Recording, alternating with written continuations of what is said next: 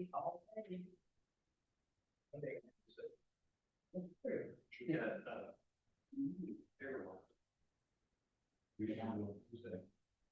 got I did some of them on Friday, and then my computer just kept spinning. I took a picture. Finish it. I've got two to go. Well, I tried last night. Tim's like, what are you doing? I said, trying to get payroll in so I don't get that written up, maybe by Katie. Get in trouble. Good morning. Were you in here when I walked in? Never saw you. Sorry. I'm hiding one. I'm hiding for. Yeah, he's hiding in the corner. Okay, no problem. Yeah. Oh my God, didn't even think. All right, I'll be right back.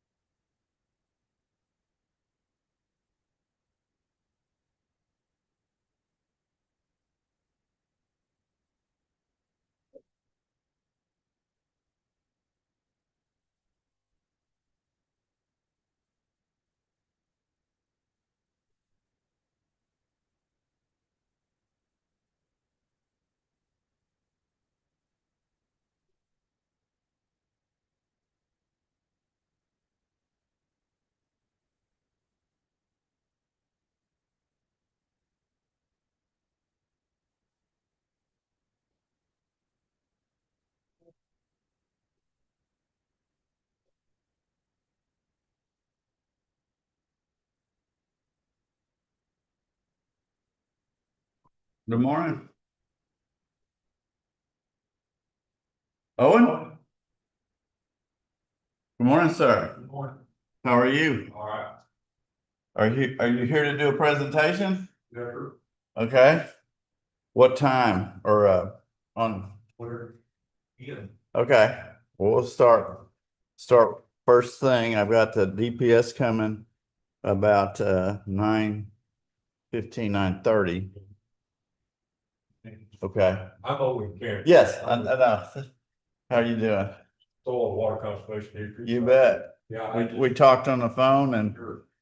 I've already kind of filled them in that y'all are mowing 28 dams and But yeah, that's with just the mowing part. yeah. Not counting anything else, which I'll go into that with also. It won't take just a few minutes. Okay. We'll start right up with you. Also, I don't know that I need to say anything at this time about it, but I know, Wednesday y'all were taking the agreement. The corporate agreement on secret 101 for that state. Yeah. So that's one urge that you do. Oh yeah. It'll already be there. 2.8 million, and we don't pay a penny of it. Whole thing you're out is just the cost of writing a check. Yeah. Collecting some money and turn around and hand it back.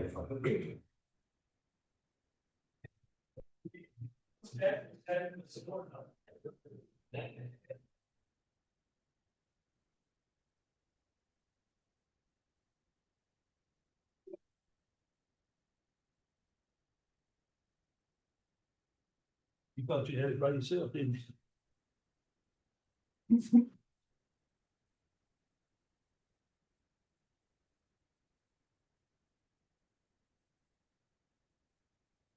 Also, I'd like to bring up, not, I don't need to bring that right now, but are y'all taking 3 meetings this month or for July? 3 meetings being Commissioner Court meetings. Yeah. Yes, we got one on tomorrow. And then we got one on the 17th, and then 2 days after that, whatever that is. It may be 3. But I need to. Commissioner Williams here about getting on the agenda for that, last one of the month, 30th. Sure. Talk to him or maybe either one. Now, or we got down there. We're gonna go ahead and, matter of fact, tomorrow or Wednesday, we'll have a board meeting with the district. Okay. And they're going to approve a federal rehab application for that site. And y'all have to tell me, sponsor, I'll give you that. Okay. I'm not bringing up y'all. 13th in July, so I need to call you or short for that to get it on the agenda or. No, we'll, I'll just run over there now and ask her to make a note to put that on the agenda for, discuss and consider authorizing the county judge to sign, the rehab agreement for dam site 140. All right. I certainly do. That's Thank you. Very good to see you today. You bet. He is, I keep in contact with Mr. Romer. I do too. Or vice versa, rather. Yes, I think he will, will be well done by everybody. Yeah.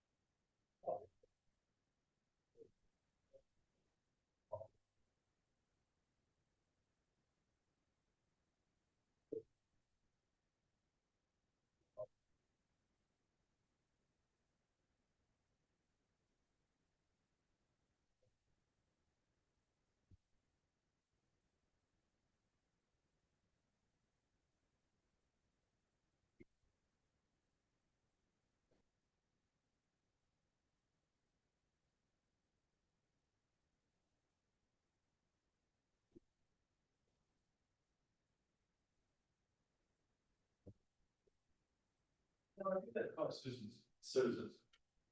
I don't know.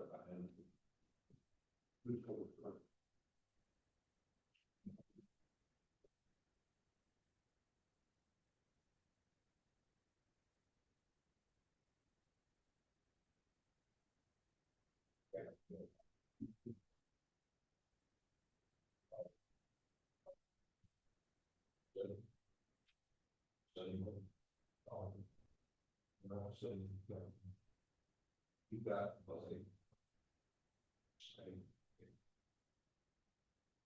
solving for it. When they stopped, they stopped. They changed it, or not stopped, everything, they were from Germany. Yeah. Have you seen Brandon? Yeah, he's in the office. Okay. And have you seen Mitch? There's Brandon. I'm here. I know. Am I on, are we on video? Yes, Oh, then I won't. we're recording.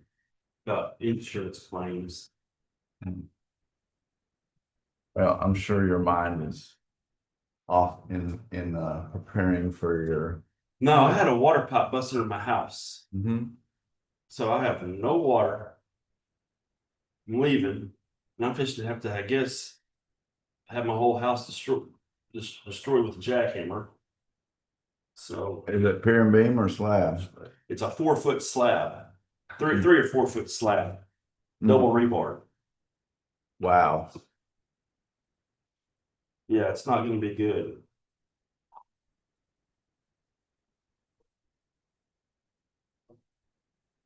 I just call that insurance claims adjuster. So how did that happen? Well, I don't know. Well, do you still have water? I was like, well, no, I don't have water. It's what I'm calling you for. The water line busted in. I mean, no.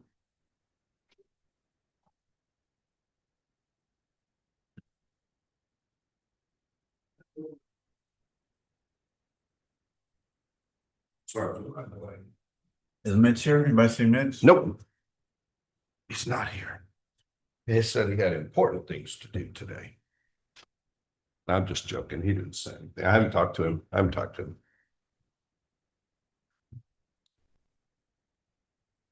He did say something about not coming today, though. Did he really? Yes. I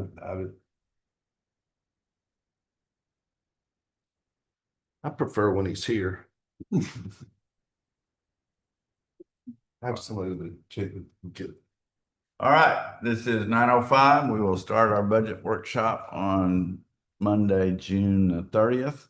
And first up, we have soil conservation with Mr. Owen Cantrell. And he's let's get you the podium over here. On the podium. Oh, perfect, right there. Well, Scott will tell me if it's perfect. Maybe out of camera view. Maybe slide the tables together and move it. Yeah. No. Thank you.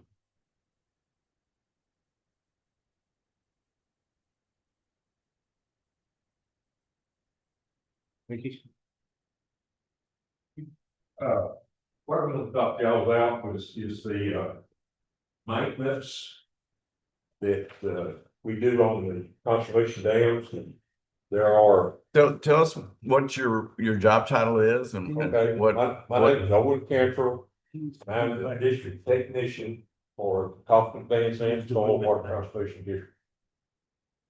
Okay, And I'm here to speak about the maintenance needs on the conservation dams in Van Zandt County. There are 29 dams in Van Zandt County. Out of those 29, we do maintenance on 28 of them. Mhm. One of them is Mill Creek Dam behind Walmart over here, the city of Canton. Does some maintenance on that, so we don't have to do that one. But the other 28 we do. And one of the main things that we do is mowing of the dams. Once a year, we try to mow them to keep the brush and unwanted vegetation down. And what I gave y'all is a list of those dams and the approximate number of hours it takes us to mow each one of those dams. And you can see we takes approximately 123 hours to mow these 28 dams. And our cost of operating our machine, $100 an hour, Mhm. minimum. And that comes to $12,300. And that is just for the mowing. And anything else that we have to do, maintenance wise, is above that figure. We had one side of right south of Wills Point was stopped up. We had a contractor come in and clean out the rides on it. It cost $2,000 to do that. We had another one over there just south of I-20 with cleared brush and had to replace the debris guard on it. It flew over 5,000. So there are other costs involved in this. Mhm. The main thing that we're trying to get funding for is for this mowing part of it. So we had requested earlier in the year, we had requested a $12,000 maintenance from the Right. county for that. And at that time, the judge called me and said, well, we can't do that right now in the middle of the budget year. So he asked me to come in for the start of y'all's next budget to ask for that amount, because that's what we're asking for, is 12,000 Okay. for the maintenance.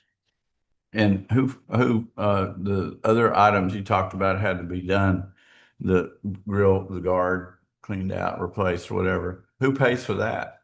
Well, on the one that stopped up, that we had a contractor for 2,000, the district paid for that. We had a state grant for some O&M work. They paid for the brush removal and the new brick guard on the other.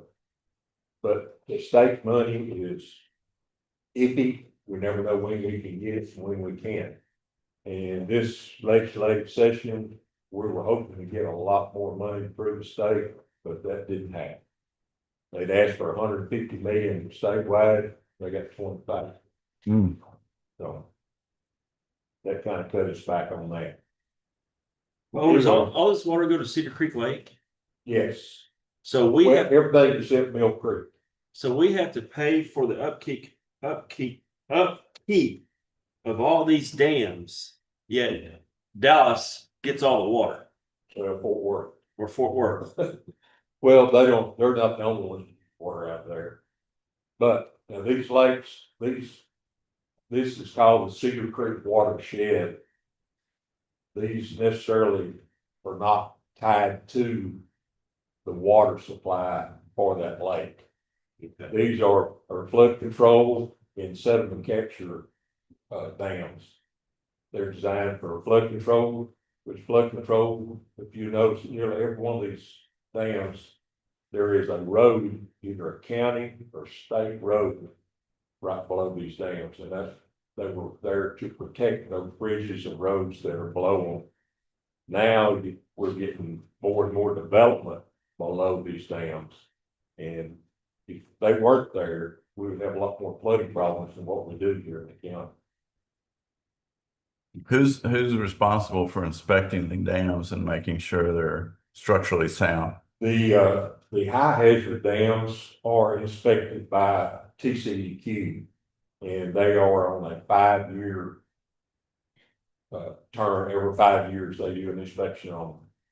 Myself, I inspect them annually through the district, and I basically do the same inspection. I just don't write up a multi-page report like I have a one-page report that I write up. Mm-hmm. Okay.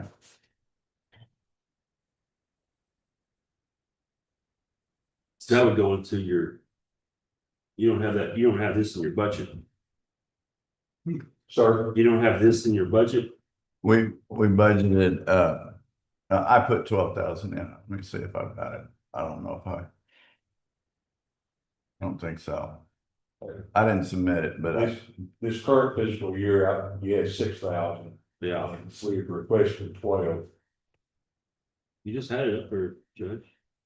yeah, I don't know where I went. It's the next one down. So yeah.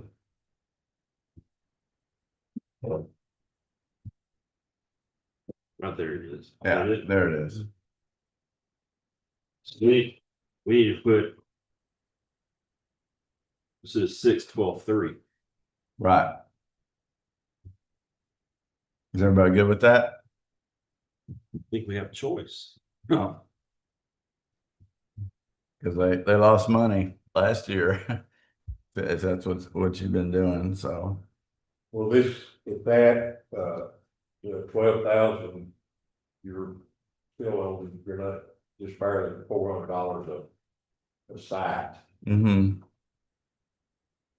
Yeah, that equipment ain't cheap. Well, it costs us just to operate it, $100 an hour to operate it.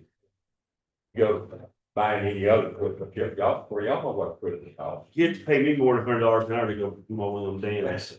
Promise you that. How many tractors do you use? One, Just one, Are you on it? I'm on, It's, Oh, wow. You have one of those, I was at Richmond Chambers, went by there a few weeks ago, they were mowing it. There ain't no way you'd get me on that dam to mow it. But is there like a counter, how does that thing not flip? Do you have a counterweights or? well, the one we have, we rigged up to operate on a slope. It's wide, we have space for on wheels to make wheelbase a lot wider. And it has smaller, took the regular ag tires off of it, put R4 tires on it, which lowered it. It only sits about, oh, probably not even a foot off the ground. It has a full, steel plate all the way under it for a guard more to keep rust from tearing it up more than anything, but also has weight. And then right under the rear axle, there's about a 500-pound weight welded right directly to get your center of gravity Yeah. down as low as you can get it. All the dams, in the Cedar Creek watershed are a 2.5 to 1 slope. I had some in Kaufman and Rockwall counties that are 2 to 1 slopes. They are hard to stay on. This tractor will actually, it'll slide for the turn. I think, and now, see, I had it tinker with it a few times, but you get to operate it. So you take care of the Kaufman County and Rockwall? We are going to contract out the mowing for Kaufman and Rockwall counties, but I physically there's not enough hours in the day, and I just can't do it all by myself anymore, so we're gonna contract those out. I'm going to continue to do the ones in Van Nant County. Okay. Rockwall and Kaufman County, we're gonna contract something out. Okay. All right. And eventually we may have to contract out Van Nant County, but for now, we just gonna continue to work on it. Will you be able to contract it out for $100 an hour? No, sir. Mm-hmm. Most of the contractors want to do it by the acre.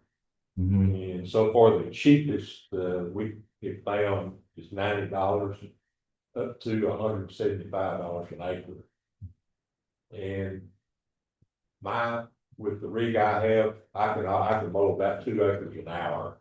Mm-hmm. So I'm mowing it for $100 or basically $50 an acre right now. Yeah, They're 90 to 175. Well, we appreciate. It will go up, like everything. Yeah. All right. Well, thank you very much. Thank y'all for your time. Appreciate it. You ever seen those? All right. Next up, we have DPS. Are you ready, Mr. Skinner? Yes, sir. Okay. I met you, Brandon, I know him, I met you, Cliff, last week. I'm Matthew Skinner. I'm the Bobby Phillips. Bobby Phillips, and we're missing one. Yeah. That's okay. We are, and I met the judge. I'm the head of DPS here in this county, so let me give you a background on me. And I'll be brief, I've been a trooper for almost 18 years. Promoted back in 2021. I'm back here in Canton now, running this office with these troopers. So, our only item that we have from you guys is my administrative assistant, Monica McCool.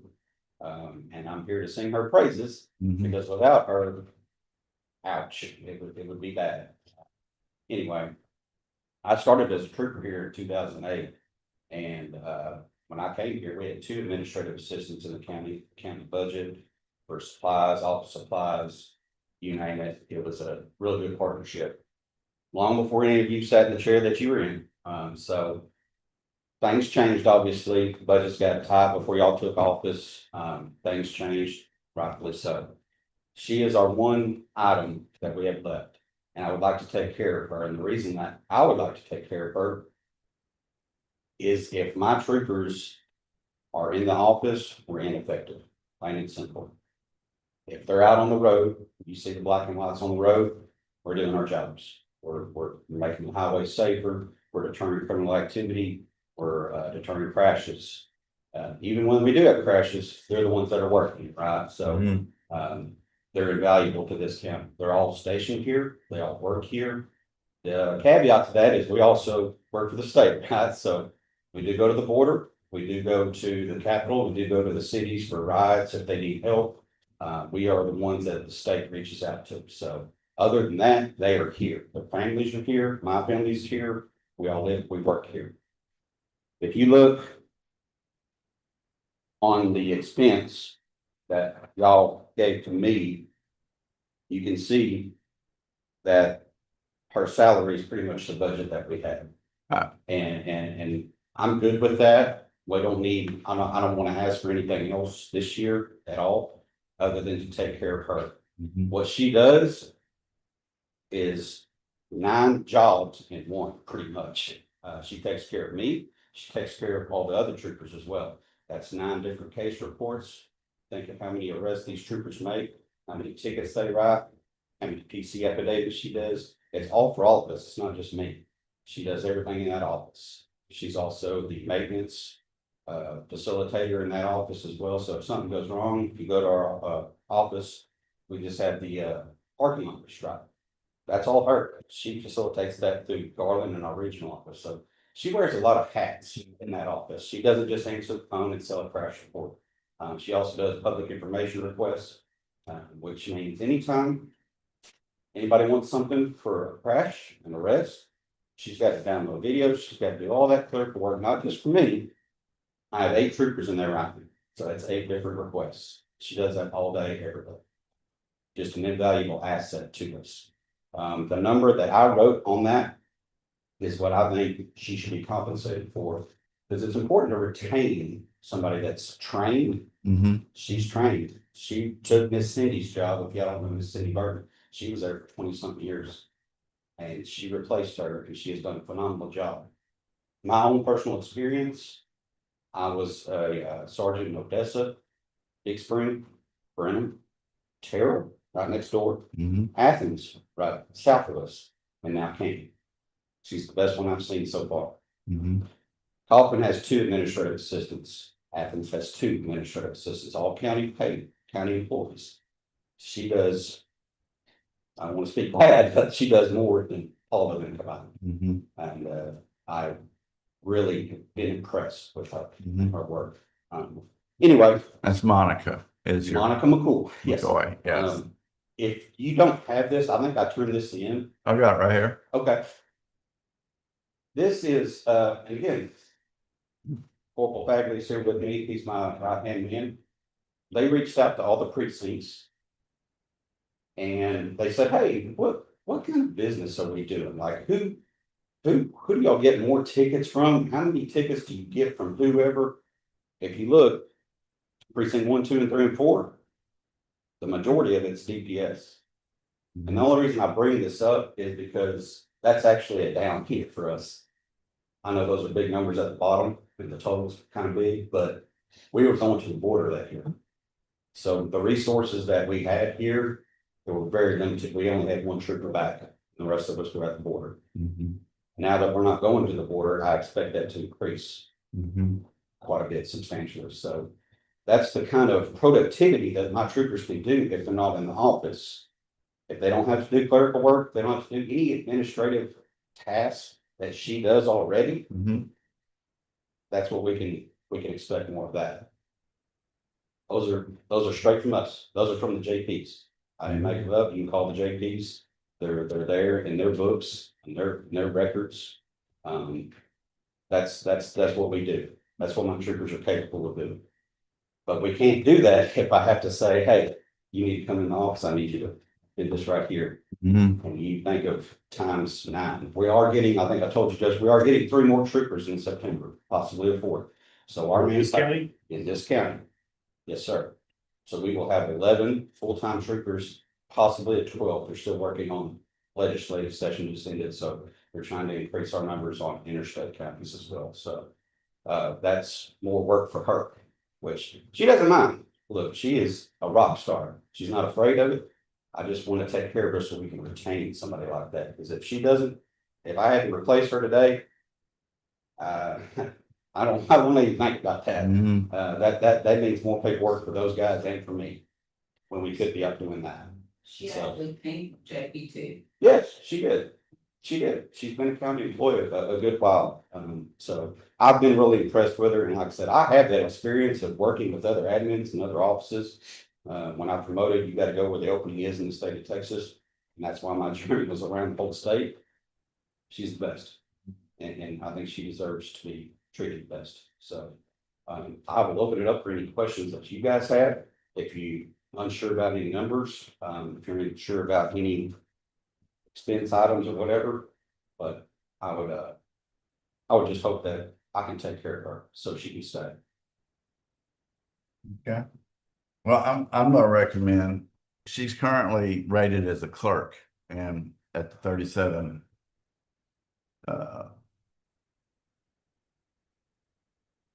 At that rate right there, I can't. 39, 375. 39. Yes, sir. Yeah, that's rated a clerk, and I would think that she would qualify to be almost a chief deputy Absolutely. clerk, because at the pay rate, which is 45, because of all the people that actually report to her or she works with. And I didn't mention it as well, like she does all the case and tape for every trooper. Gets that ready to take over to the DA's office, all the videos, all the supplements. Not only our troopers, y'all remember the pursuit a couple of months ago that ended in Baintown County, and started in Louisiana? We had 20-something agencies. They're filing charges in this county. Guess who gets all that? She does. Not just my troopers, troops from Smith County, Longview, any deputy, any constable. She has all that stuff that she gets to present to Tommy. So, I mean, I wouldn't want to do her job, but I'm so thankful that she is ours, and I would like to take care of her. What does what is Keegan, what's she classified as? Cause it sounds like she is to you what Keegan is to us. Okay. Yes. Very, very, very comparative. Yes, I would say that's spot on. She's a court administrator, or I forget the exact title. Yes. They're adding. Yeah, he added on with. Okay. Because I know, because when I worked in here, I tried to apply for treasurers, so I was by myself. And like 4 different precincts doing everything. Okay. All right. Well, tell me, how many officers do you have out on the patrol at a time? So on a good day, we have 1 or 2 during the day, and 1 or 2 during the night shift. Okay. Right now, we are trying to go 24/7. That's a big deal. We don't have enough manpower to do. That's why we're getting 3 additionals, possibly a 4th. So in the event that we do have enough manpower, we would be a 24/7 agency, but we have people on call. We always have 1 trooper at least minimum day and night. So if it's 2 or 3 or 4, then that's just bonus. So yeah, it's now that we're not going anywhere to the border, it's helped tremendously. So you're seeing more black and whites here at county. We have seen quite Yeah. a bit more. And I've seen him. Brandon can attest to it. Yes, sir. Yes. Some of you know firsthand. Yes. But they're phenomenal troopers. I hit the jackpot. Like I said, I was a trooper here for 13 years, promoted, and now I just got back in April. So it takes some time, but Yeah. I would not trade this place for anything special. So, do y'all have any other assignments that you have to go to? I know some have to go to the Capitol, During legislative session, which Governor just announced they're gonna do special special session. session, so we are gonna send one down there to reinforce that, but other than that, it's just we're at the beck and call of the governor, so. Okay. So if you get these new 3, are you kind of like, I think kind of Kevin tries to operate. If you had like 3 or 4 on call at night, do you try to put 1 in each precinct, or you all spread out, or? We're spread out. It just, whoever's on call, whoever's working the next day is on call. But my day units usually come out at 6 a.m., if not before. So they're in the car at 6 o'clock. No, I guess what I was asking, and I just want to know. No, you're fine. Say you got 4 troopers out. Mhm. Do you have 3 in Wills Point, 1 in Kent, or do you try to, like, I think Kevin tries to spread it out by precinct, Right. because have everybody in the area. I got you. So we don't do that, because they have statewide jurisdiction. They can go wherever, but they know the problem spots in the county. They know where truck crashes are more prone to occur, where criminal activity has been up. That's where they concentrate. So they are in the areas that they need to be. I don't assign them to anywhere. They go. Yeah, I knew they were assigned, just kind of. They can go wherever they want, but they know where to work. They know when to be somewhere. If it's raining, they know there's gonna be a crash, 314, 858. So let's somebody be over there so we can try to deter that. So. No, the reason I asked is like, you hear people talk about response times, if they get a burglary or whatever, you know, if through that area, it's quicker. Yeah. That's what I was asking. Any other questions I can answer? Most of the time is I-20. That's the thing that keeps us going, Judge. It's, if we didn't have that, this would be a slow county, which wouldn't be a bad thing, but that's business, right? So Do you business have, is on. do you have any update on what the traffic level are on I-20? I know You know, Joe Carter says like 45,000 a day I would say vehicles going through. Yeah, I would say it's more than that. Mhm. It's 20 is more traveled than 30, Interstate 30. It's one of the busiest, Interstate 20 is one of the busiest interstates in the whole state, so I don't even like driving on it. nobody does. Y'all saw what happened with Cotton. Yeah. So it's, like, that can happen, but again, that's what my guys do. That's what Monica helps us do. Mhm. So they can be out there, so they can do their jobs. That's the whole goal. Okay, all right, Anything else? that's it. Thank you guys very much. Thank you. for allowing me to Appreciate it. talk to you. You bet. If y'all need anything, just let me know. Bye. Okay.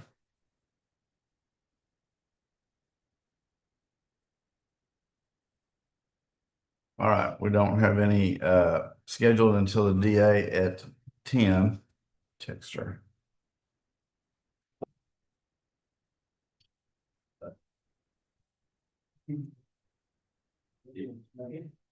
Oh, she's still. I know his name. I don't see him in the Rex. I see him last year, you know, since the insurance police.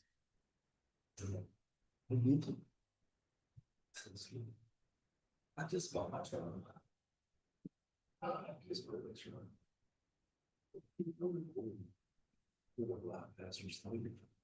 Okay, let me see if I got somebody else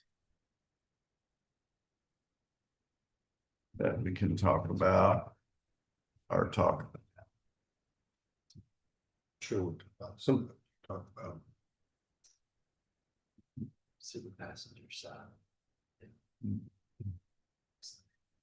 Communications, that is the tower radio project and the towers, and Jeremy submitted a budget, but I have to sit down with them and go through it and go through all of the different anticipated costs that we're going to have now that we're going to be maintaining the towers. And so I don't want to present that until I've had a chance to review it with them and go through it. And I don't know if Judge Winters is available. Text him. Maybe he doesn't need a budget this year. No, he does. He just had a week-long trial. And they didn't finish up until 4:30 Friday. So he was not available all last week.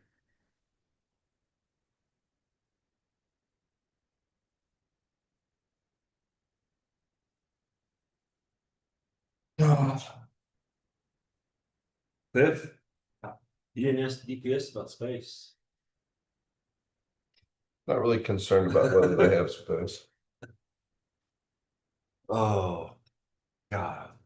It's unlikely that they will want to move across the street into our new building. Yeah, the state maintains, I don't, a lot of stuff I don't want to What to does deal with. he make? We're still on the record here. Yes, Yeah. we're being recorded. Judge Winters is gathering his things. Gathering his things. Okay. Seems to get his things out.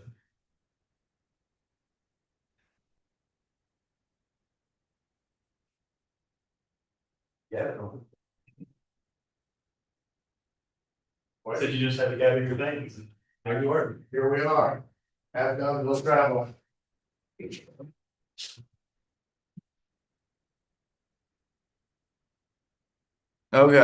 I gotta go find your,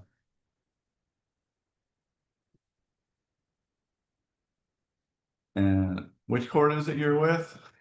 We got 295th District Court.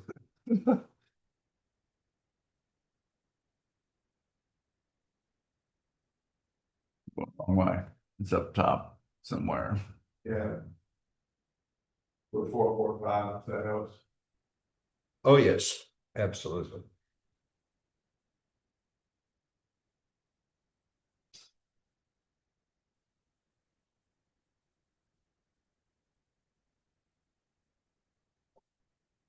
It's somewhat sorted out. It's almost at the bottom right there, Now where, right there where the pointer is.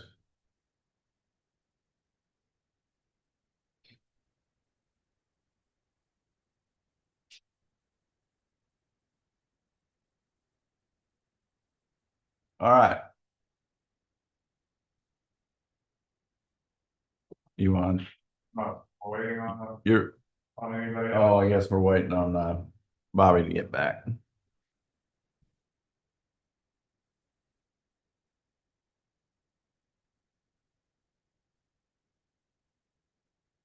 That, went back to Mr. Clark. I didn't touch it, not my fault.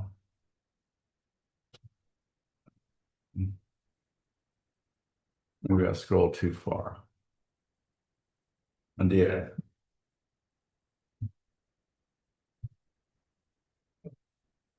All right.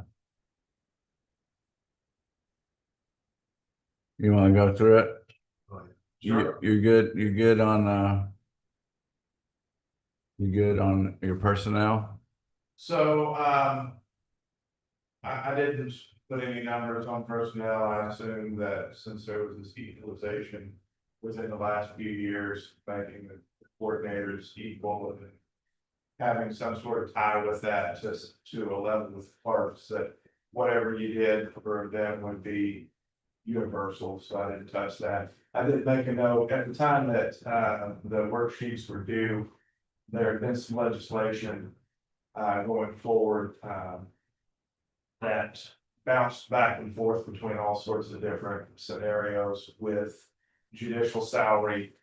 I forwarded, what they ultimately decided upon. I think there was a debate about, because legislative salaries and legislative retirements were tied in with judicial salaries, so ultimately, they, did, and I think the governor has now signed, some legislation that changes that.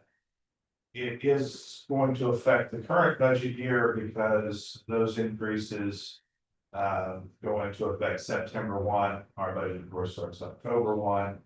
And my salary is tied to the district court salary, so that's going to affect us for September, and it is going to be what it is for Next year. for the next year. The other legislative thing that I noted on that was with the bonding. I do not know whether that ultimately made it there, but when we went to the regional judicial conference back in May, there was legislation that passed the House, was expected to pass the Senate, that was going to change basically where my bonding requirements to have an additional bond for purposes of office if we touch probate cases. And it was specific to probate. And so I assume that's going to be an additional bonding expense that that we have to deal with. The jury line was the same way. The jury bill was one of those that Abbott vetoed on the last day and the last hour. So I don't know ultimately what's gonna happen with that in special session. Last year, after we budgeted last year, they increased the juror pay. They also increased the reimbursement, which is good for the county, but not necessarily good for my budget line. Because I spend it, but it doesn't refund or refill back to that same budget line. So our, first day, if you're called in and you're not picked, used to be $8, now it's 20. I think they're reimbursing us 16 of that, so that's helpful. But also on a panel, generally I have 80 to 100 people, and so now that cost went up pretty significantly for what we paid for that day. If you actually make the jury, the per day payment has also gone up. Again, they increased the reimbursement, but for my line item purposes, that may change again depending on what they do. Most of the jury bill that had passed and then was vetoed had to do with changing exemptions and requirements. But they also were touching the pay in various versions of that, so depending on what happens with the special session, or even if they get to it in special session, that may change again. So those were the three legislative things. I've adjusted some stuff here and there, in minor ways in the sort of miscellaneous non-employee categories, just to fit with where we're at. Like, postage, I dropped, almost 50% because frankly, e-file has saved us on postage costs. We do a lot of our notices now by e-file. And so that's saved us some. The psychiatric evaluations, So the jury notices are done through the district clerk's office, the postage costs for that? or well, they bill me, but I have to send my juries through two different clerks. If it's a family law case, the district clerk does it. If it's one of the transfer criminal cases from the 294th that actually got docketed to the 294th, they have to send that notice. Yeah, if it is a criminal case filed with the county clerk, that they send it. But whenever they send it, I guess they use our postal code and it gets charged to us. Okay. So that's probably most of our postage expenses, sending out those notices. Because postage is going up, actually 2 weeks. Postage is going up, but I think our usage has just not been that great. Okay. With that, and with both of my coordinators, they're doing as much as they can by free means. Like, if the case is ongoing, then everybody's got an email address and it gives us a record. Whereas the postage stamp doesn't, we have to send it certified mail or with tracking or something to prove that the sent e-file system gives us proof of that. The psychiatrist, So it doesn't show you spent anything this year. we have, I don't know that it's made it to the line item. We've got two. We've got one that's a sex offender that gets arrested every 6 months or so on criminal trespass and is clearly crazy. And then we've got another one that likes to defecate on vehicles at Walmart. Information you should know if you're going to Walmart. Is there something wrong with that? Sometimes life does that to us. I don't think the Walmart parking lot. Now, these are the two psychiatrists that you're, Yes, those guys are great. I see. Yeah. But they're, and all of those, all of the psychiatrists that we've used have increased their evaluation fees by $150 a time.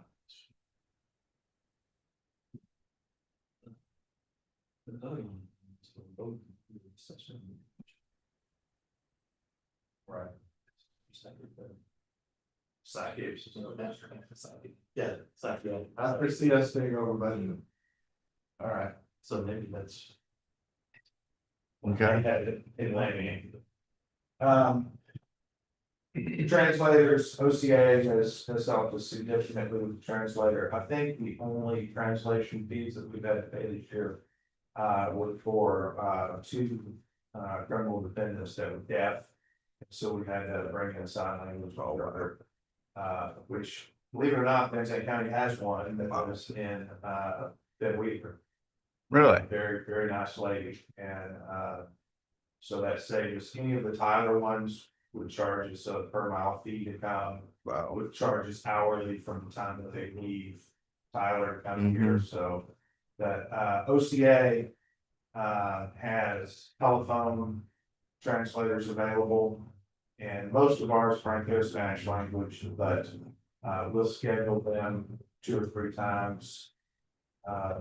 Per docket. Almost every docket, you have 2 to 3 that need that, and having that free service available to us has saved us a lot. Indigent legal aid, think we're doing pretty well on those things. Our CPS is about to jump because we had that trial last week with multiple lawyers. We had another CPS trial that was supposed to start this morning that I put some pressure on and they settled. Visiting judges, we had Judge McDonald's case that used a good portion of that fund. We've got his case is continuing, so we'll end up paying for Judge Parrish is assigned that right now. And then there's one other one that both me and Judge Martin looked it on. So that's the bottom end of it. The top end and the problem issue right now for me is no surprise to you. And that's my court reporter. I have absolutely zero prospects for court reporter right now. I have had Because of the pay level. it seems to be. So what I'm having to do is pay a day rate. And I have convinced a few of them because we're so nice and it's so easy and whatever else. And I promise to give them as many days as I can. Most of them I'm paying $450 a day. Every one of them, and it's like last week with the trial, I had 4 different reporters cover the 5 days of trial last week because I can get a day here, get a day here. Every one of them tells me the same thing when I reach out to them. They tell me, let me check with Ellis and Navarro. Navarro pays $650 a day in district court, $600 a day county court.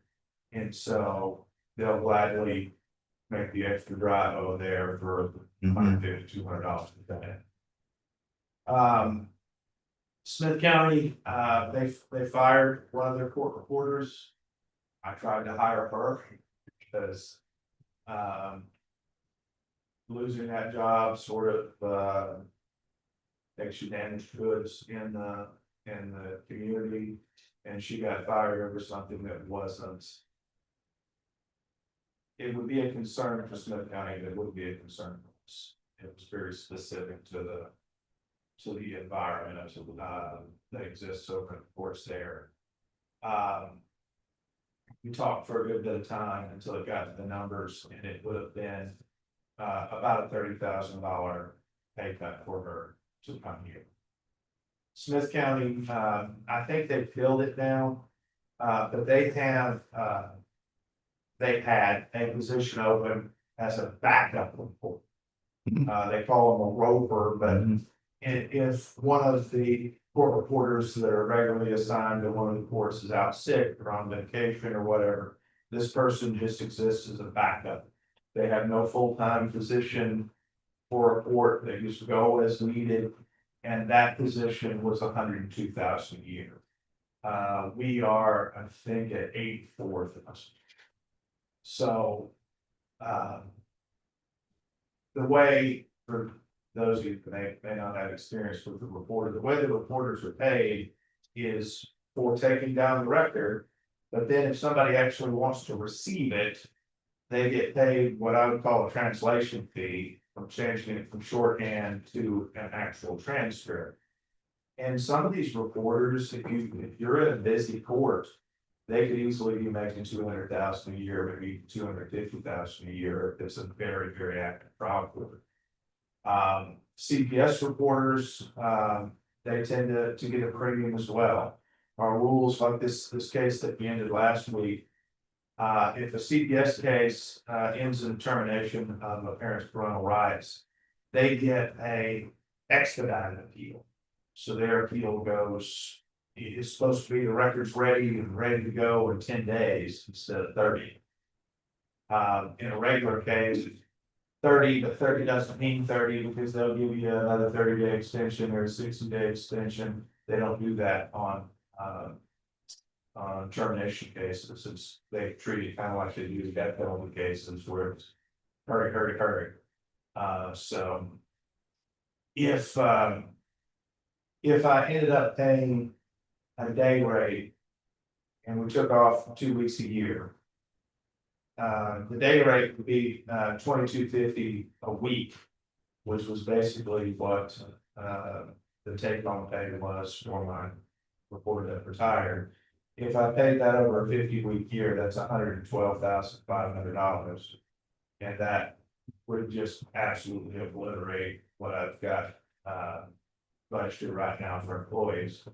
So what I have been doing is trying to gain back some days where I can, and just having some miserable monster docket days, so that if it's a divorce day, for example, I normally we do those on Tuesdays and Thursdays. I say, well, there's only 3 in the morning on Tuesday, 3 or 4 in the afternoon on Tuesday.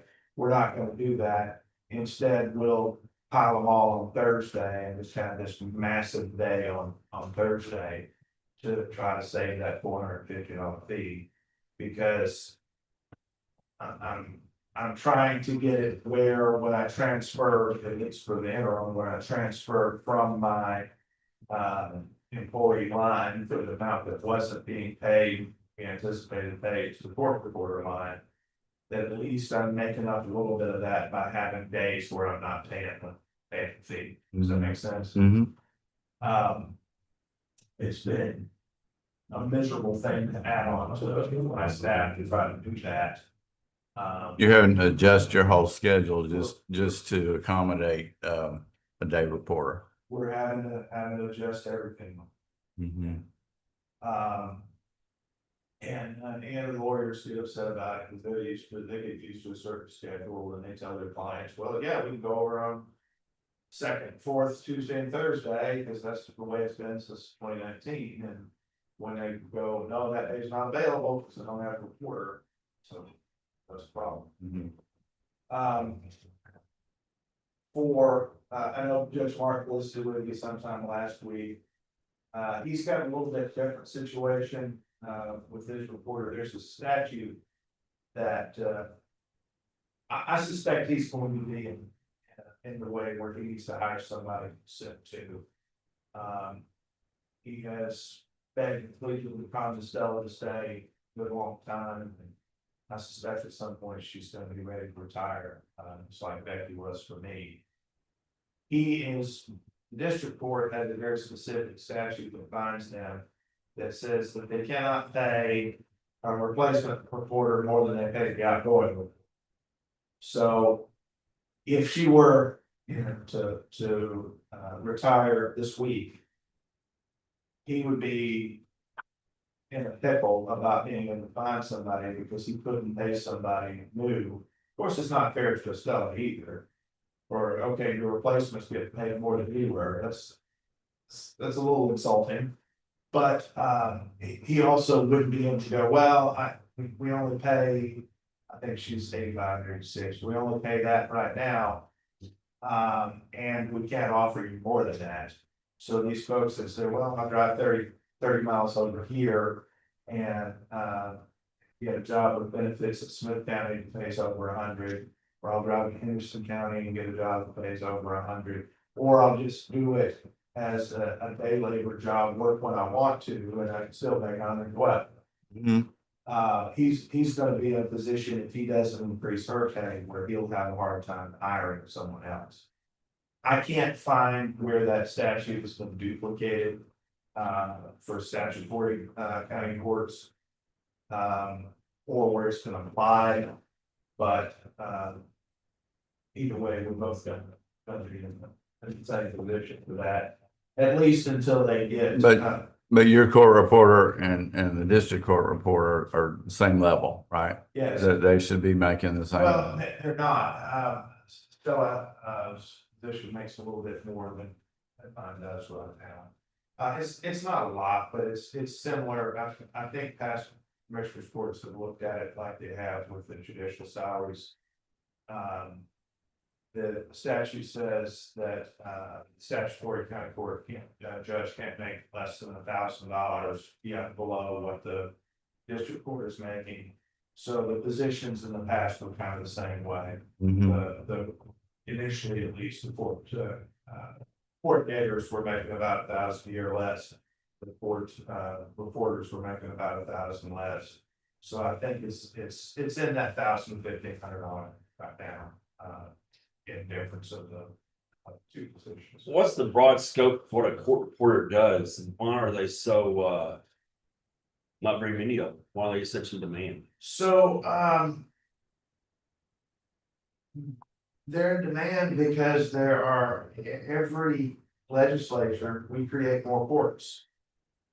Every legislature, this one, weirdly enough, the same bill that, dealt with the juror qualifications, juror pay, was the same bill that created the new courts, and it got vetoed.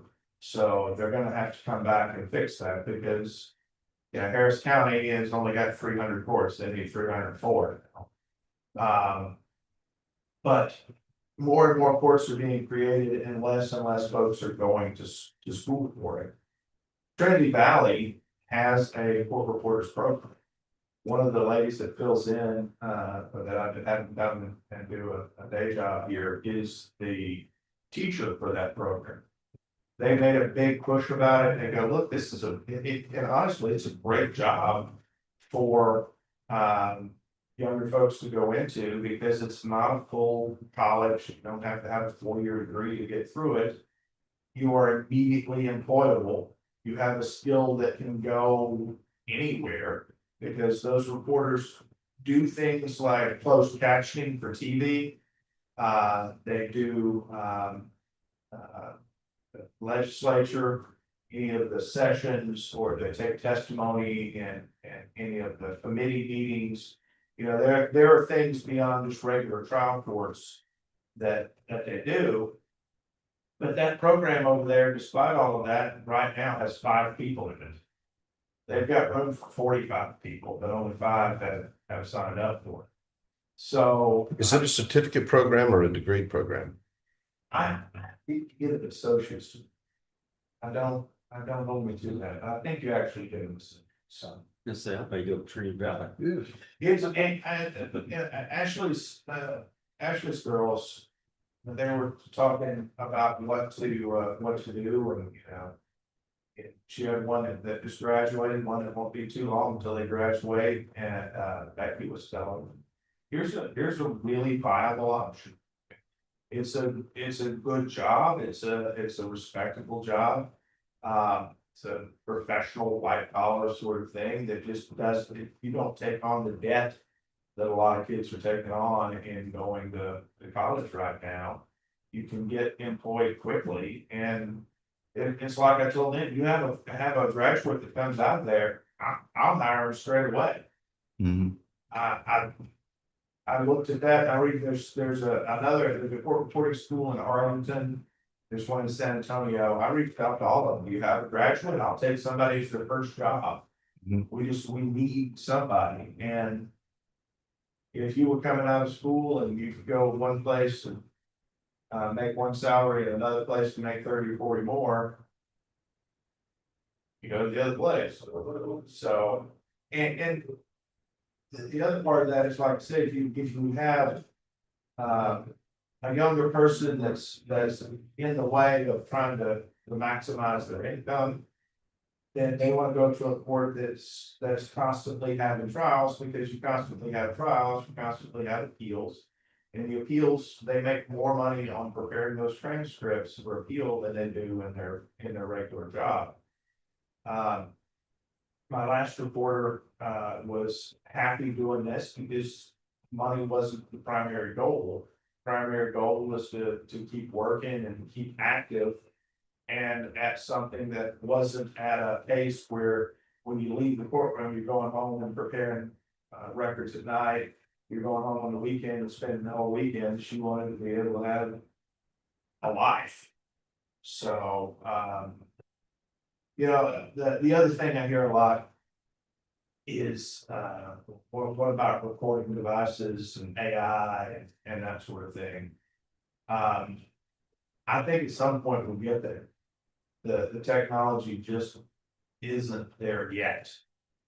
You look at, if you say something into your phone, maybe 60-75% of it comes out right if you're talking to the phone.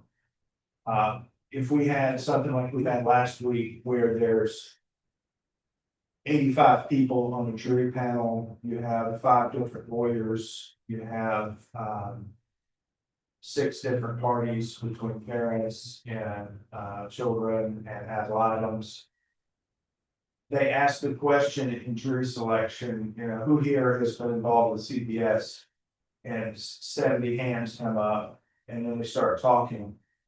The AI isn't at the point where they can say, oh, that was juror number 23 that was talking. That was juror number 26 that was talking. If they talk over each other, if they have, like I do, an East Texas accent, or some sort of other accent, it makes it real hard. And I don't know that we're far away from that. We may be far away from that plus supportability. But for the time being, when these cases to be final have to have accurate records, it's just what we have to have. I have a question, or maybe 2 or 3.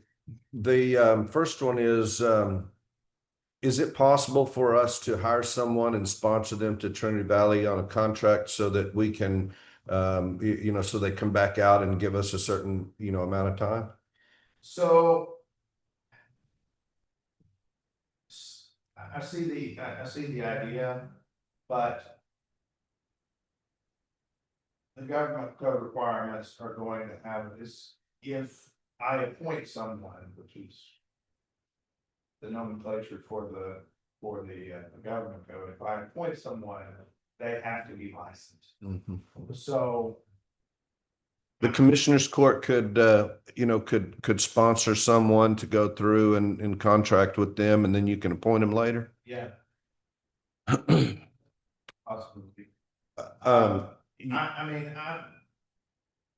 Young folks that have no, particular leaning towards some career or whatever, I'm encouraging as many as I can. It's a good career path. Now, earlier on, the judge had asked you about whether you had adequate personnel in your budget. Do you have an abundance of room down there, space for additional personnel? Additional personnel? No. Yeah, additional clerk, or if we wanted to. No, the girls right now, we make use of whatever we have. It's part of what I think our calling is to do. So when we added on the second court coordinator, they basically split in half the space that was there for the first court coordinator. So you have 2 people in one area. Two people are in one office that also has no heating or cooling. That office has no vent, no air conditioning unit. Does it have any electronics or anything in there that might increase the amount of heat that? There's a copier that they all have their backs to. There's computers on all sides, so it's a cramped space. But that's the cramped space is no different than like our jury room. And those things bother me more about how it affects the citizens that come in, then how it affects us that are here. That, you know, And- this last week, we spent 5 days in a jury trial with 13 jurors. 13 jurors go into this little jury room. That's designed for six. That if it was designed for six, I don't think it was designed as a jury room, but if it was, six is pretty tight. Probation has their own computer and desk and printer and urinalysis cups and things like that. They have a portion of that room too. Hmm. One of our jurors got cramped in the bathroom and locked themselves in the bathroom, so we have a list of that. Courtroom's the same way. Courtroom, when it was set up, was set up with a jury box for six. It is rare. I know we have full misdemeanor jurisdiction and we can hear misdemeanor cases. Those aren't generally the cases that go to trial. When we're trying a case, it tends to be a felony. The misdemeanor cases on the whole settle. Because there's just not that much of controversy. By the time it's ready for trial, either there's enough credit or they work out something or whatever. So when we're trying a case, we're stealing chairs, frankly, from you. Some of them come out of that closet right there. We're stealing chairs out of the hallway, from the little community desk and arranging that in a fashion that I hope none of you tell our fire marshal about. Well, let me ask you this. So do you have both civil and criminal cases? Yes. On the criminal cases, how do they ever come from the jail into the courtroom? So, if it's trial, I'll bring them over from the jail. If it is just a regular hearing, I go physically and take staff physically to the jail to hold dockets over there. But if a prisoner comes here, are they transported by the sheriff's office? Yes. And the reason I'm asking this is because I'm just talking about the safety of the personnel. So you have a prisoner walking through the public hallways? Sure. Yeah. What they'll do is they'll bring them in and park out on Tower Street here. Bring them through the south entrance door. Usually up the elevator, the public elevator, the only elevator we have. To the second floor, then through the hallway by this courtroom and then into our courtroom, which they'll have to go through the place where the public would sit in that courtroom. And put them where they have to go. Is that the prescribed way that that we should be operating? Or would it be better if you could bring them in down a hallway without anybody else in it that, you know, could be a little secured a little bit better? So the prescribed way is not the way I put it. It's just not the ideal setup. Most courthouses have secure passageways or secure places so that people in custody do not interact with the general public.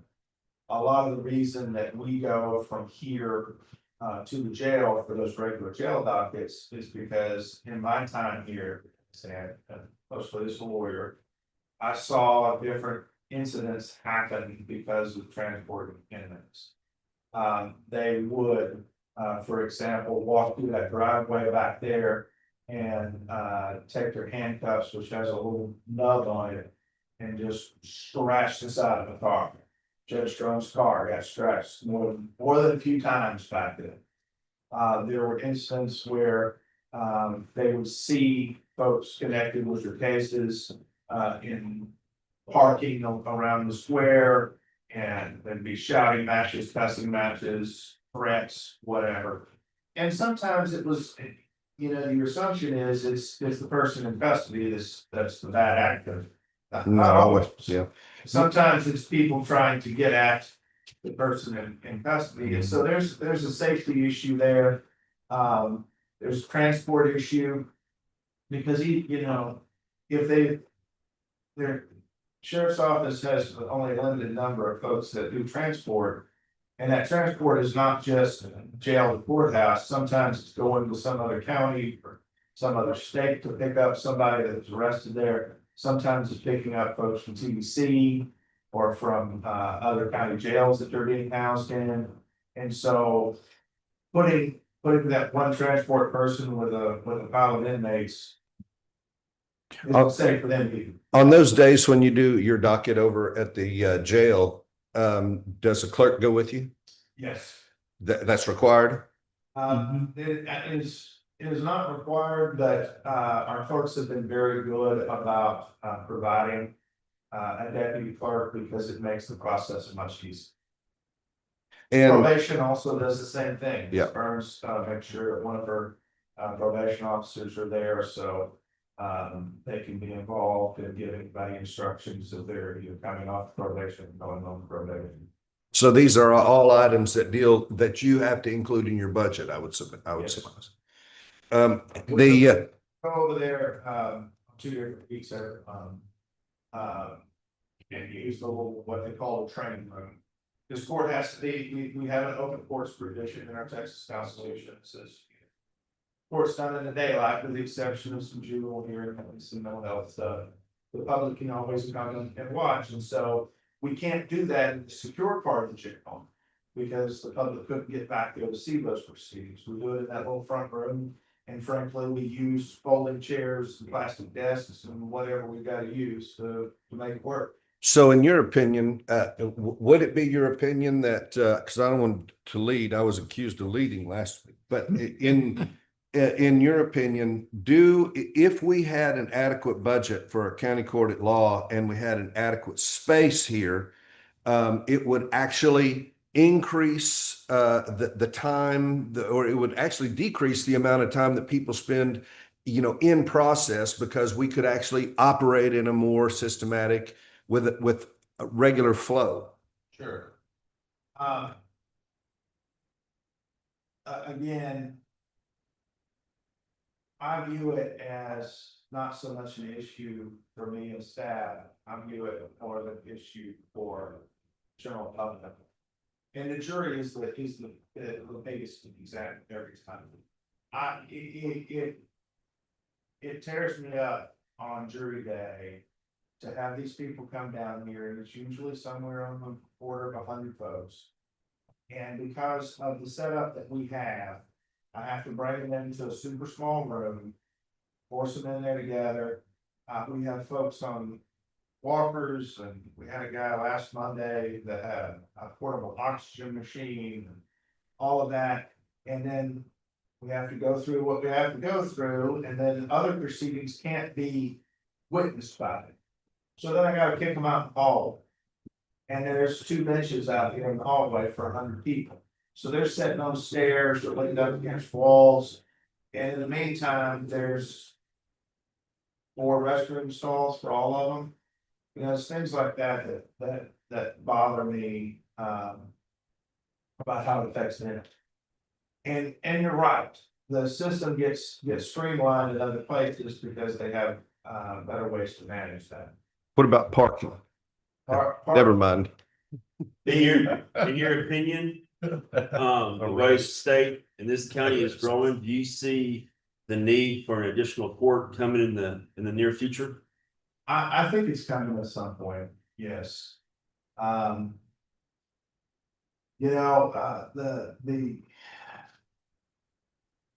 ideal situation would be a distribution of work.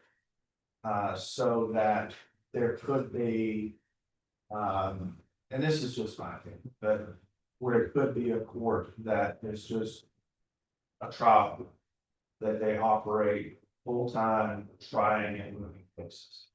But you need a room for that. You need space for that. Most counties have a central jury room. They have a central place where jurors can come together and assemble without them having to be moved back and forth. You come in, they qualify, make sure that they're residents, make sure they don't have felonies, make sure they speak English, make sure that they're appropriate to even be questioned about being on a particular jury. We don't have a place to do that. We don't have a place for them to just physically be on those days where commissioners are meeting, district courts meeting, we're meeting. Where do they go? And to answer your question, where do they park? I got more phone calls and more emails last Monday from businesses around here complaining about the parking lot being full with people that aren't their customers, or at least aren't their customers at that moment, than I did about people trying to say, hey, I'm on vacation, or I need an excuse, or I need an exemption, or whatever. But space is an issue. And, Mr. Barton, to your point, you know, I've heard since I got here in the early 2000s, I've heard the district court is in a tough spot. If you look at that jail over there, you see the majority of the cases over there are the folks in custody being held in district court matters. And it's not their fault, because those are exactly the people that you want to be held over. Those are the people that have the big cases and the big issues, and probably are most deserving of being away from the general public. But on a best case scenario, maybe they can have one jury trial a month. That's 12 cases a year, because that same district court is also doing a portion of the family law. They're doing things like last year, I think it was the year before last now, Judge Martin had a 2 or 3 week trial over an airplane. So they've got general civil litigation, the tax suits and those other things that happen. So it's a challenge for them to do regular dockets, to give jury trials to those folks on the civil side that are also deserving of juries. But also, one a month is 12. And we know good and well that we collect more than 12 cases a year. So it's real hard to move things forward and to balance that, and also, you know, not be at the point again where we're housing inmates in 3 or 4 different counties because we can't get to them. So that's why I think the ideal scenario is having an arrangement where that division of work is made a little bit better. And the CCL was created for that purpose. It was created to handle that at an initial level of taking things from the county court. Because the county court was, until CCL was created, the county court was hearing DWIs, family violence assaults, and having trials and such like that. That's a hard thing to ask of someone who's also, you know, responsible for budget preparations and day-to-day, you know, county executive business. And then, you know, we keep expanding the CCL as much as we can, like last year, taking on the CPS, so the district court can focus on other things. Taking on, I think I gave you a copy of our docket control order, where automatically now certain level felonies don't start out in district court, they automatically start out in CCL. At some point, that workload is going to get big enough where instead of dividing things between 3, it needs to be divided between 4. And if we were gifted, bestowed, granted, whatever word you want to use, another court by our legislature, I don't know where to go. We don't fit the space that we've outgrown by leaps and bounds space we have now.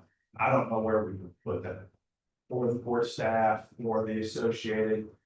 It ripples out, because if you have a new court that's doing largely criminal stuff, DA's office is going to be prosecutors that are assigned to that court. They've got to have a place to go. Probation office is going to need space for additional probation officers. They're going to have a place to go. So clerks, just keeps rippling out. We're making do with what we have now, but it's a strain, and I couldn't imagine how we would fit something else into the mix. Okay, so Judge Martin has requested that his reporter go to 99,000. Is that what you would request too for yours? That would be my request as well, and I think it's a reasonable, we coordinated, I guess, between the two of us to talk about that. And we're on the same page. One of the things that is a lower number than any of the Surrounding county. surrounding counties. But it's competitive, Sir, but it is competitive. it's competitive because we have other things that we can offer to make up that difference. If the difference is small, things like, you know, You could go to Dallas County and get 125, 135. Yeah, but you're going to Dallas County. Mhm. Okay, so there are certainly the same reasons that all of us live here. There are certainly things about being here that can make up small differences. It's just hard in 2025 when people are struggling to pay bills and see their families to try to make those intangible things make up a big one.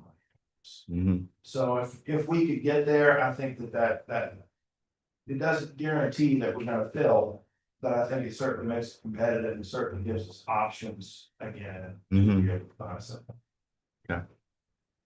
All right. Anything else? Thank you for listening to me. I didn't know I was coming to see you until a little bit ago, so. Yeah. We knew you could handle it. Thank you, sir. All right, thank you.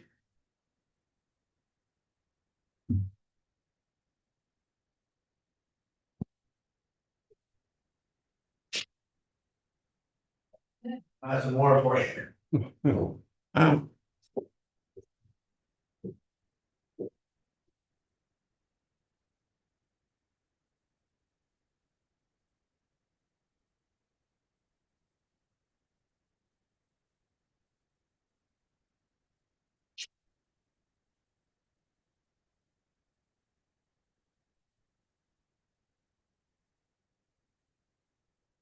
Well, I'm trying to find it. I have trouble finding everybody's. You got it. I need another. No, I don't think There it is.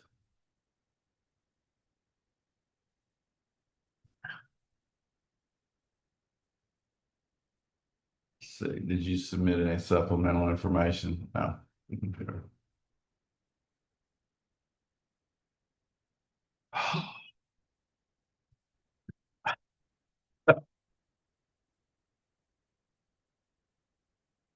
All right, Ms. Curry.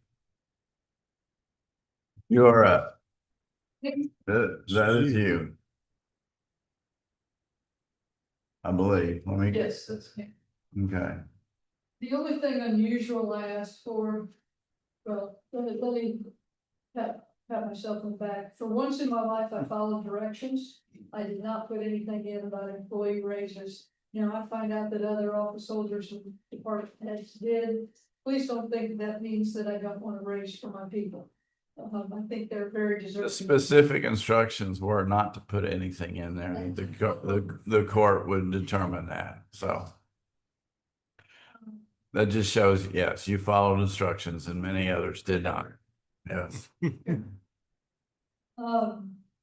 only thing unusual that I put in here, that probably stands out to you right away is the capital outlay of $5,000. We've been in my office building somewhere between 12 and 15 years. I can't remember exactly. The inside of it needs painting badly. So that's what that is for. I don't know that it can be done for $5,000. I'm hoping it can, but. Get with Chris and ask him to get a quote. Because we've been getting quotes for doing some painting here. Right, but for the budgetary purposes, so. That's the only thing that's really unusual there.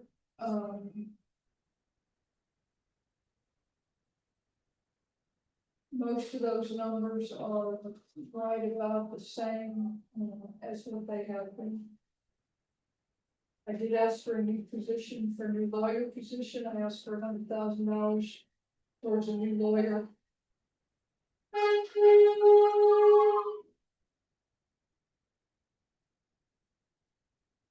Y'all know that I've been doing most of the civil stuff myself. Mhm.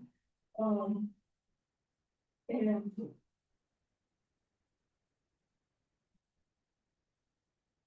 that does take a toll and take me away from other duties that Yeah. I could be doing in the office. And I still think it would be much more efficient, much better for the county, to have a dedicated civil lawyer. I put in a budget of $100,000 for that. Did we not have that in last year's budget? As We- part of the SB 22 grant? I filled that position with another. Rather than give that money back, I filled that with another position in the office, transferred a different person to that position. Okay, Or transferred that money to that person's position in the office. as another prosecutor? Yes, that's a prosecutor, yes, it's our grand jury, prosecutor and county court of law chief. I just want to have to give them Senate Bill 22 on that. How many open offices do you have over there?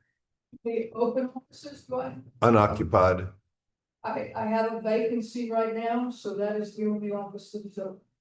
How many cases generally does each prosecutor have on their desk at any particular time on average? So we run about, well, I can tell you, there was 1,100 arrests in the county last year. So that's down, that's very down. Usually we run about 1,500. There was 1,100 arrests in the county last year, in county arrests. So, if you divide that up between the 4 who are doing court work, they have about 275 apiece in a year. And those 275, would you imagine that some of the reduction in the number of arrests were because we didn't have a full sheriff's department and we had our state guys that were in here earlier down on the border? Yes, exactly. The number of arrests in the county have been down for the last 2 years. Before that, they consistently ran between 1,300 and 1,500 a year for as far back just about as the state website that tracks that stuff goes. The last 2 years, we've been at 1,000 and some change and 1,100 and some change. And yes, I believe that is twofold. I believe that a lot of it is because troopers were at the border. The most of the arrests in the county, number wise, are made by the sheriff's department and the Department of Public Safety. So with troopers at the border, not working the highways, not bringing in as many DWIs, that took that, and the consistent things, the adjacent things that go with working the highway, the dope cases, the outstanding warrant cases, all of that when they're working the highways. So that was a big contributor to the numbers being down, as well as being short-staffed at the sheriff's department for the last couple of years has contributed to that. That trend is over. The numbers at the sheriff's department are back to where they historically have been. And DPS is not going to the border near as much as they were. So they do still get called off on some other special projects that they didn't used to. But the DPS numbers are coming back up too. I fully anticipate that we'll be back up to somewhere in the neighborhood of 1,500 arrests again this year. Doing the rough math that way and dividing the 1,100 arrests, coming up with a number of 275. From all of those cases, from all of those arrests, there are some that, for whatever reason, the law enforcement agency doesn't ever follow through and submit to us. And there are some that the evidence isn't there to go forward with the prosecution. So not all 275 go to court. Is there paperwork on all 1,100, 1,200, 1,500? Yes, there's paperwork on, yes. And for every attorney that you have, how many support staff do you generally try to keep on hand? So I have one legal assistant per court. And so 2 attorneys in each court, 1 legal assistant for that court. And then I have 2 other legal assistants that do general intake before it gets assigned to before it goes to the specific court lawyers. Do you have to have investigators in your office? Yes, I have 2 investigators in my office. I tell people all the time that I have the 2 best law enforcement officers in the county, and I'm lucky to have them. They have a wide variety of work that they do, but they are both very, very good at it. So if you were to have if you were to need, and Brandon was talking when the county court at law and also when the district court was here, that we might need another district court. Where would you put additional prosecutors in your office if we had a third court that came into Van Zandt County? I can't, my CPS lawyer, we made an office out of a hallway. My CPS lawyer, a 30-year lawyer, is in an office that is 7 by 10. I mean, it is literally the size of a closet. We had to buy a small desk, super small desk, to have room to walk around to get to the desk. We took in a part of the hallway and made an office. There is no more room there. It's a great building. I'm thankful for our building, but there is no more room there. So what would occur to the process if you had to prosecute additional cases in additional courts with your current staff? Would you surmise that the process would not be streamlined? The process would definitely not be sure. And it would increase our jail population perhaps? Because they have to stay there longer because they can't be adjudicated? And following up exactly, Commissioner, on what Judge Winters was saying a minute ago, and I wish he were in here, he and I have both been defense lawyers in the past. So we know what it is to deal with a criminal defendant who's looking at going to prison. Prison is bad. Prison is not air conditioned. They tell us our Van Zandt County Jail has to be air conditioned. Now, it's Texas, okay? If you're sitting in jail in an air conditioner, you've done something bad. You know, as soon as you say the word guilty, or as soon as the jury says you're guilty, you're going to get shipped off about 45 days later to a place with no air conditioning, probably doesn't have windows that open, right? What are you going to do?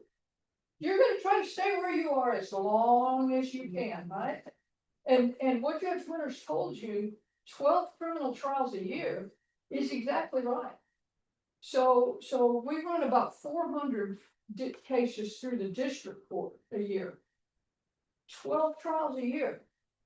So if you're a criminal defendant and you are sitting in the air conditioning because you've done something bad, you can't be released on bond because you've got a bad history, you've done something really egregious this time, you're sitting there and your lawyer says, well, next week's your plea deadline, the DA's offered you 20 years in prison.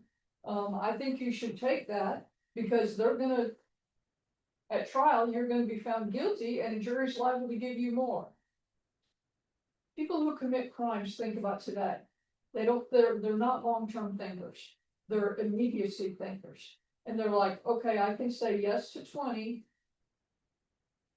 and get out of the air conditioning and go to TDC where they make me have a job, where it's hot, where I can't lay around and watch TV all day. Or I can stay here in Van Zandt County.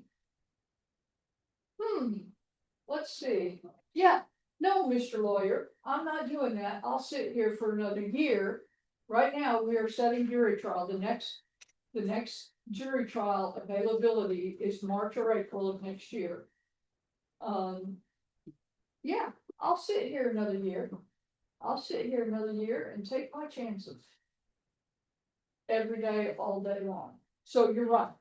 Having that extra court, especially if it were a court that was just dedicated to trying cases, would move things along much, much quicker, reduce our jail population, all that. But it would require 2 lawyers. And I don't have space for 2 more lawyers.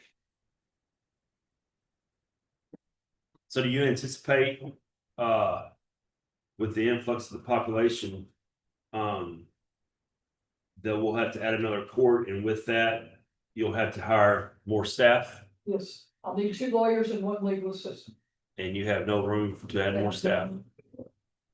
I'm out of hallways to build closets in. We have to add storage. You we can have a storage. Floor. That's what I said. So, tell us about your space where you conduct grand juries.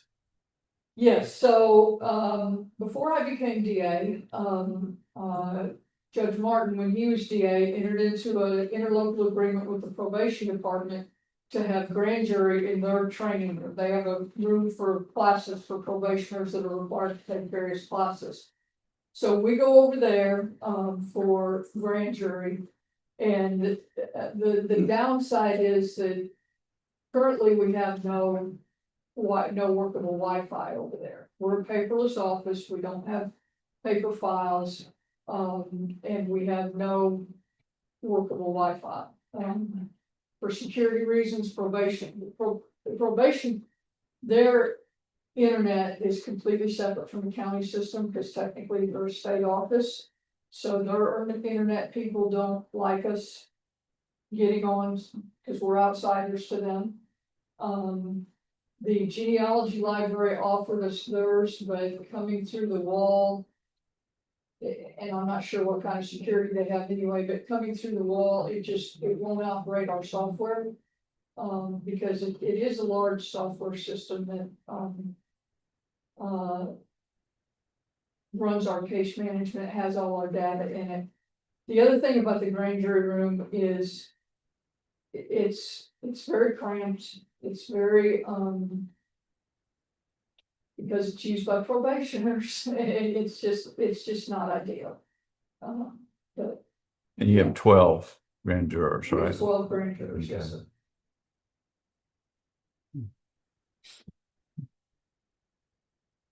We need space for 12 grand jurors, a witness, a court reporter, and at least 2 DA staff. Okay. All right.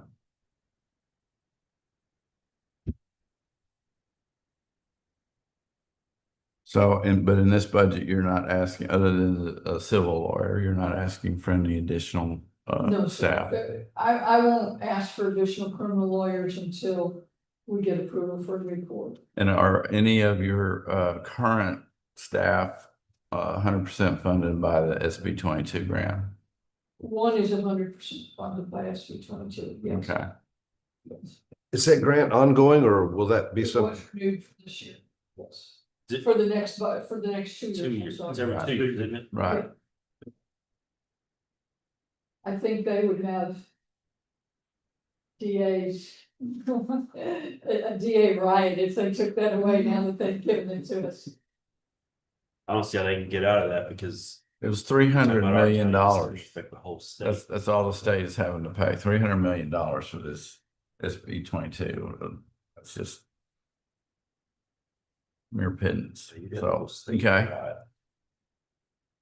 What else? Anything else? I don't think anything else is, You don't need vehicles because you're. no, I try y'all to keep as much off the taxpayers as I can. We have one vehicle that is paid for by the county. The others are all paid for with forfeiture funds. I try to keep as much off the county taxpayers as I can. Okay. All right. Any other questions? Thank you very much. You're very welcome.